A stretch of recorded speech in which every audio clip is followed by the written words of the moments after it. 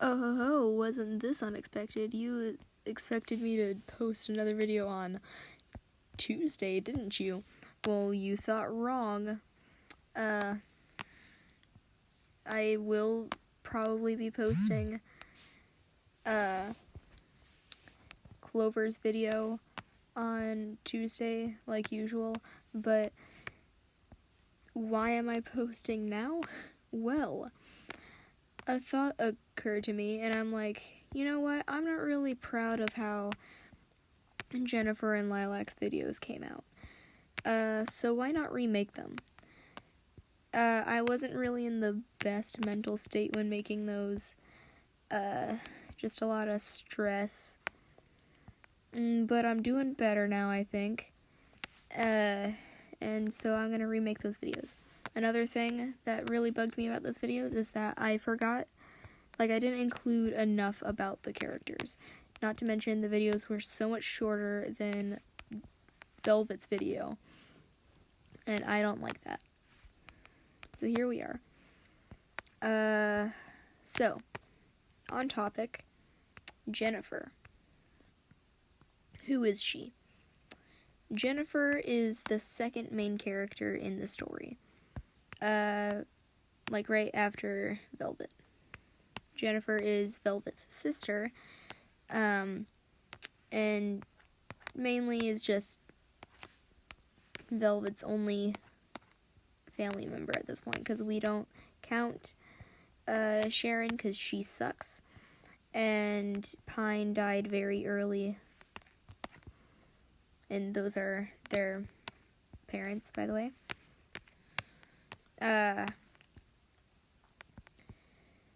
And they never really met anyone else in their family, so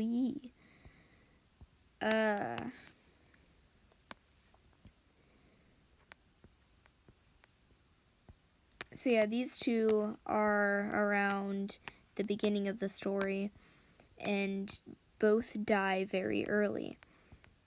I finally came up with, or not finally, because I mentioned it in the last version of Jennifer's video, but I'm gonna mention it again here.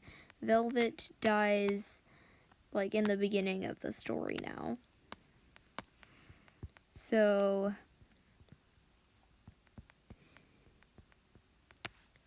trying to think. So yeah, Velvet dies in the beginning of the story now, trying to save Jennifer. It doesn't work, because Performer is OP.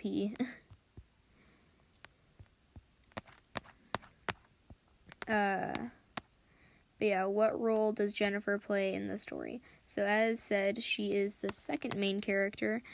She also kind of acts as the detective. So basically what she's doing is she is trying to figure out who is behind the murders, the wolf murders in the city. And she does. And she finds out that it is Timothy Gray, also known as the Performer. I only refer to him as Performer because it's easier to say than the Performer.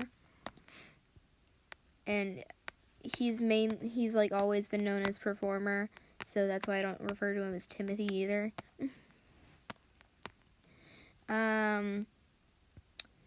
So yeah, she figures that out. Performer sees that she's figured it out, and he's like, well, can't have that, time to murder. And he sneaks in at the night, during night, and murders Jennifer because she knows too much. What he does not expect is Velvet to find him, but at the same, walk in and him murdering her sister, but at the same time, he's fine with that because he also wants to kill her too, because she's part of the family.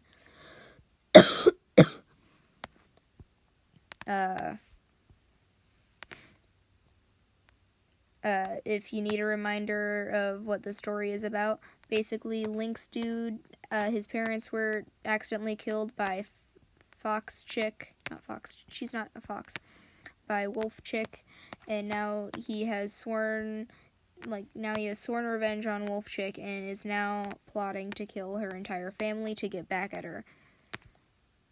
That's the story in a nutshell. Velvet and Jennifer are part of this family, despite not being wolves themselves, because they are adopted. Yeah, Jennifer is a raccoon dog, Velvet is a fox. So, yeah, that happens. I forgot to mention that, so earlier in the story, after Pine dies, which is what leads Jennifer to try and figure out who is behind all these murders, Pine, their father, shows up dead. Basically, he went missing for a few days, and then like a few days later, his flippin' mutilated body showed up on the doorstep. Because Performer is one sick man. And then that's what prompted Jennifer to be like, okay, who did this? But yeah, so after that, like, Jennifer tells her friend, like, they're only friends at this point, Clover, what happened, and Clover decides to come over, because she's like, yeah, no, you need help, I'm gonna come over there. And, like, Jennifer's just like, no, and then Clover's just like, yes. So yeah, that happens. So that's why Clover's there.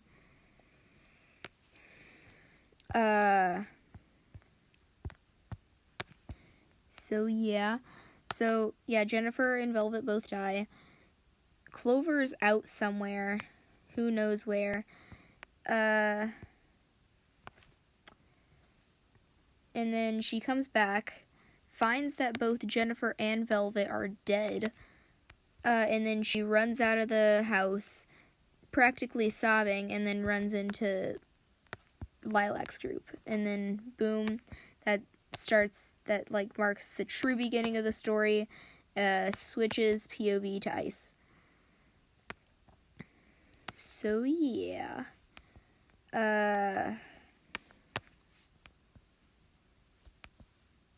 So that's Jennifer's role in the story and how she contributes to the plot.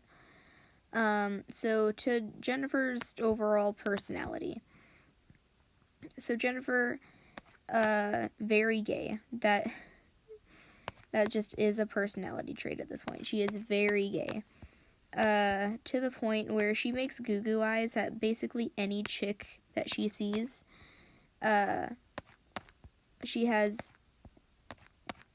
She just really wants a girlfriend, and she really likes the idea of having a girlfriend, but the relationships she's always in never really stick. Either the relationship didn't work, and, like, other chick dumped her, or she dumped the chick, or, like, it was never really a serious relationship to begin with.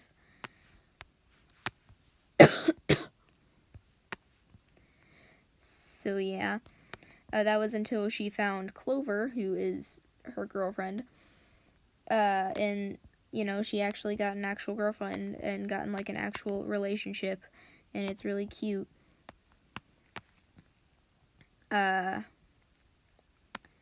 So yeah.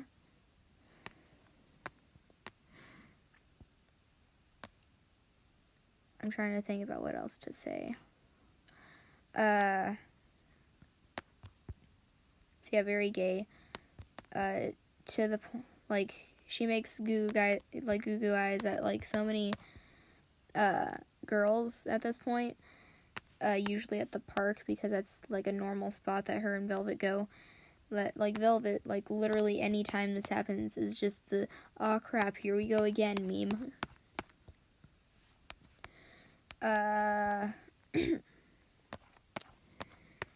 So, another thing, Jennifer is very much a jokester type. She makes a lot of dad jokes and also very inappropriate jokes. She's one of those. She's not very mentally mature at this point. But yeah, she makes so many dad jokes. It's a wonder how Velvet can even put up with her.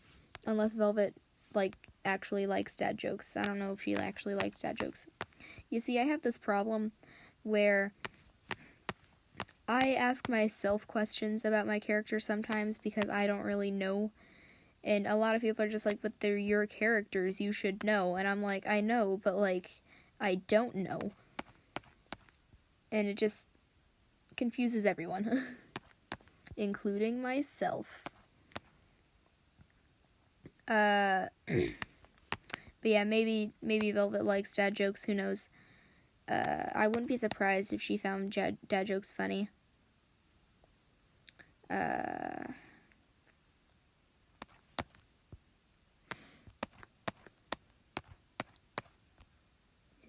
Yep, that's good.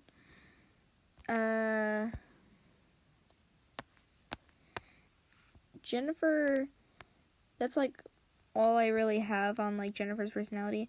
I've had Jennifer for a while as a character, but like for some reason I just don't have her that developed, and it might just be because I don't think she needs to be that developed. Because she's just not in the story for long. Which, like, I should probably develop her more, because I have so many other characters that are, like, so developed, like Performer and all that, but they're also very important to the story. And, yeah, now I'm just rambling to try and take up time. One of my goals with these remakes of the videos is to at least have them over 20 minutes. To at least be close to the time of Velvet's video, which is almost 30 minutes, but like not quite 30 minutes. It's 29 minutes and 44 seconds, I'm pretty sure. So yeah.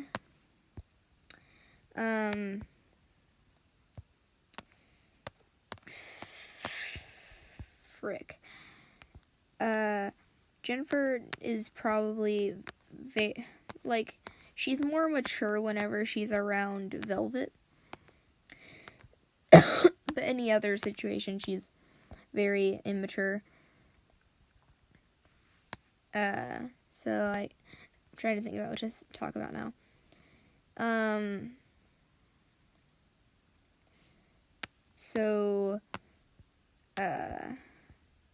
Design choices.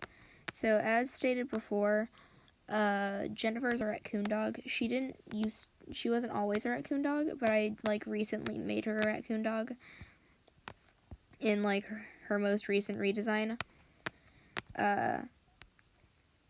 Because I don't know, I needed more variety in the species. So and I just think that raccoon dogs are cool and adorable. So I'm like, you know what? Jennifer's a raccoon dog now. It took me a while to actually nail down the design for Jennifer, because I first needed to figure out how I wanted to draw raccoon dogs. Because I hadn't ever drawn raccoon dogs before. But I figured it out, and then bada bing, bada boom, Jennifer now has her design. I gave her a long tail. I don't think raccoon dogs have long tails. But I gave her a long tail because I wanted her to have long floofy tail because I don't think any of my other characters really have that. And it'd like add more to her silhouette. So yeah. There were a few base things I kept from Jennifer's old designs, because they're just trademark Jennifer design traits now, like her yellow eyes, her light red coloring, and all that. Her hoodie. She always like whenever I decided to like actually make clothes for my characters, I immediately decided, yeah, she'd wear hoodies. So yeah, she wears hoodies.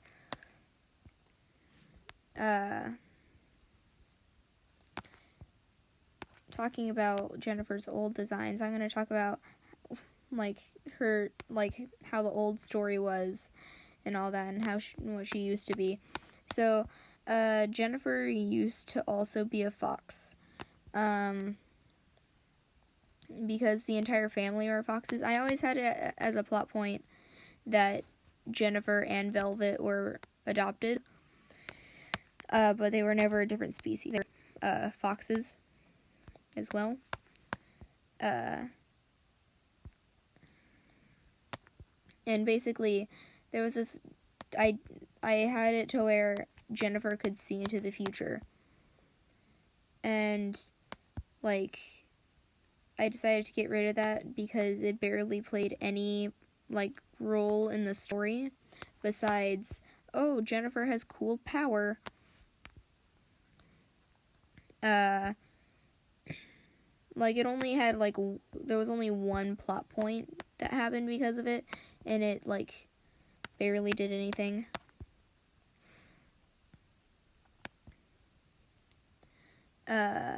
Jennifer used to look really weird. Like, hold on, let me find her old ref sheet. Like, this is what she used to look like, which is very different. She had really weird legs that I did a walk cycle with those legs one time. It was very interesting. It wasn't too hard, but it was interesting.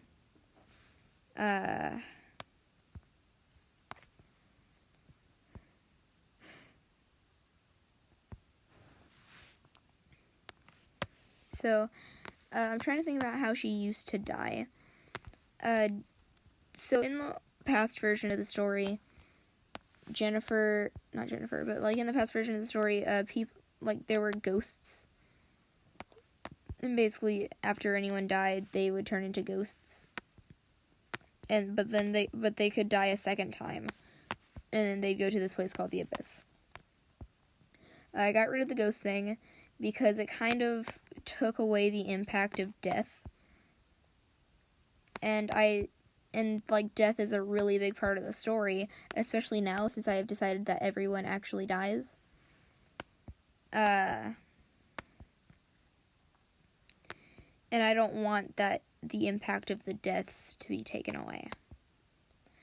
So, yeah, the ghosts aren't a thing anymore. The Abyss still is a thing. It's called the Darkness. I'm still trying to figure out how exactly that place works. But, like in the story, I want to make it to where it's vague whether or not it exists or not. It does exist. But I want it to be vague because, it's a religion, and those are, like, you can't really tell if those are real or not.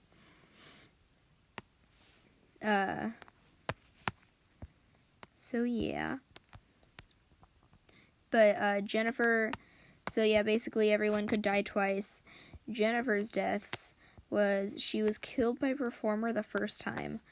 Because what had happened was Jennifer saw this thing of the future, and it was a very specific vision of an alleyway with blood pooling out of the alleyway, and then two magenta eyes shining out from said alleyway. Jennifer's first thought was, oh, this must mean Sharon, and she's probably going to do something horrible to Velvet. So she decided to murder Sharon, because, no one's going to touch Velvet, because Velvet is too precious to be hurt. Velvet is just like, what the frick, Jennifer? Whenever, like, she walks in, and it's like, Jennifer, you just killed her mom. And then Jennifer's just like, no, wait, I can explain. But then Velvet runs away, and then Jennifer chases after her. But Performer, being the dude that he is just like, I'm gonna kidnap your sister, and then kidnaps Velvet. Jennifer is just like, no. And then, like, basically attacks Performer. Velvet gets out of there, and then performer kills Jennifer the first time. How Jennifer dies the second time is,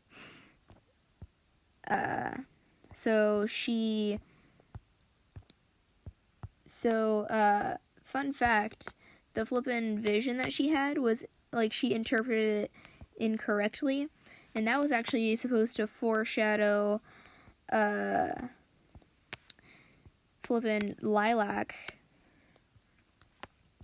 So, yeah, Lilac came around. Lilac has this thing where she just does not want to get attached to anyone, because if she gets attached to anyone, I can't speak, they will immediately become a target for performer. So Jennifer is just like, hey, yo, Lilac, you remember me? Because they know each other. And then Lilac's just like, go away, Jennifer, I don't want to remember. And then Jennifer keeps on pressing, and then bada bing, bada boom, Lilac flippin' rages and flippin' murders Jennifer. And then, so that happens, and then boom, Jennifer is now gone and in the abyss. So yeah, that happened.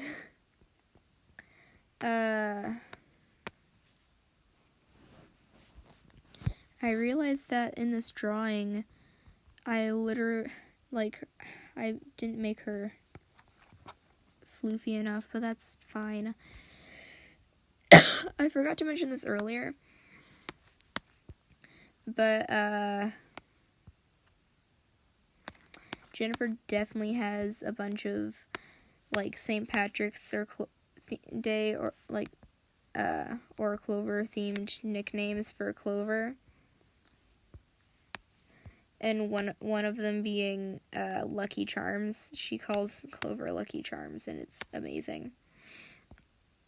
It's one of my favorite things that I've ever come up with about Jennifer.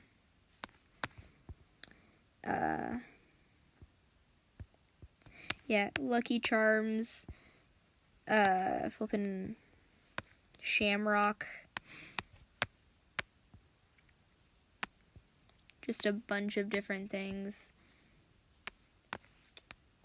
She probably literally calls her St. Patrick's Day. I don't know if this annoys Clover or if she finds it funny.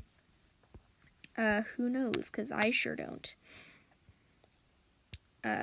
So yeah, I think that's about it. So I'm just gonna go ahead and stop this. See ya.